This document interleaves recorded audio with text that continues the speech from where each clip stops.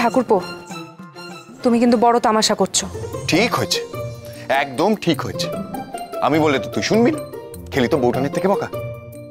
আর আমি একটা কথা বুঝতে পারছি না, এত গম্ভীর বিষয় নিয়ে রসিকতা আসে কোত্থেকে? ও বাবা, এই সুযোগে দেখছি স্বামী স্ত্রী একজোট হয়ে গেছো। সাধু সাধু, তাহলে তো মহলে যেতে আর কোনো আপত্তি থাকার কথাই নয়। আমি সব ব্যবস্থা করছি। ওঠান, আপনারা আগে পৌঁছন, পরে আমরা যাচ্ছি আপনাদের সেবা করার জন্য। আপনার এই লক্ষণ দেওর রাম আর সীতা আমাকে তো একা ছাড়তে পারে না। তাহলে ব্যবস্থা করি। বেশ, করছি। দয়ারাম দাদা, সত্য দয়ারাম দাদা।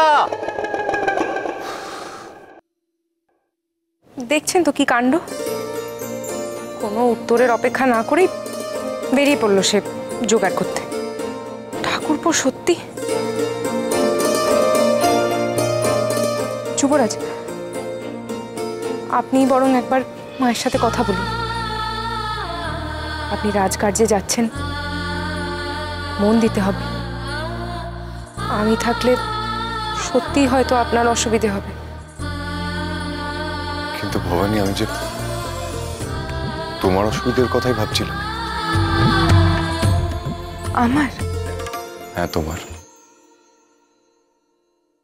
সেখানে পরিস্থিতি প্রতিকূল এবং উত্তপ্ত। জানি না থাকার কি ব্যবস্থা করা হয়েছে। তাছাড়া শুনলাম সেখানকার প্রজারাও নাকি ক্ষুব্ধ। তারা কেমন ব্যবহার করবে তাও আমার জানা নেই। আর তাছাড়া রাজরানী, তোমার নিজেরও তো সংকোচ আছে। আমি সব রকম পরিস্থিতিতে মানিয়ে নিতে পারবো যুবরাজ। আর আমার মন বলে মায়ের আদেশ আমাদের অমান্য করা উচিত নয়। তাছাড়া মল্লপুরের কাছে তারাপীঠের মহাশ্মশান, সে বড় পুণ্যস্থান যুবরাজ।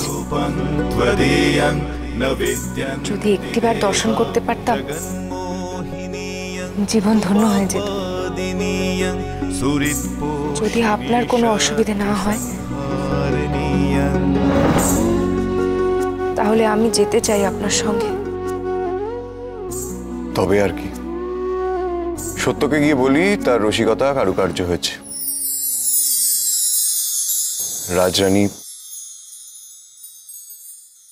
রাজরানীর সংকোচ কেটে গেছে।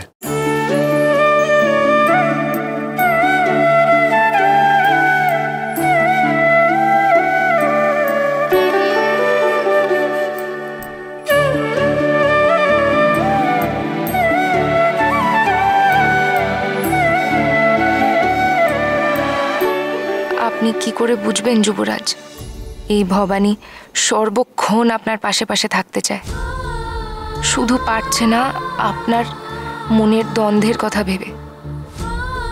রাধারানীর চেয়ে বেশি স্থান তো রুক্মিণীকে আপনি চাইলেও দিতে পারবেন না যুবরাজ। নিজের বিবেকের দংশনেই জ্বলবেন তখন। রাজরাজেশ্বরী রানী ভবানী, প্রতিদিন রাত 8:30টায় স্টার জলসায়।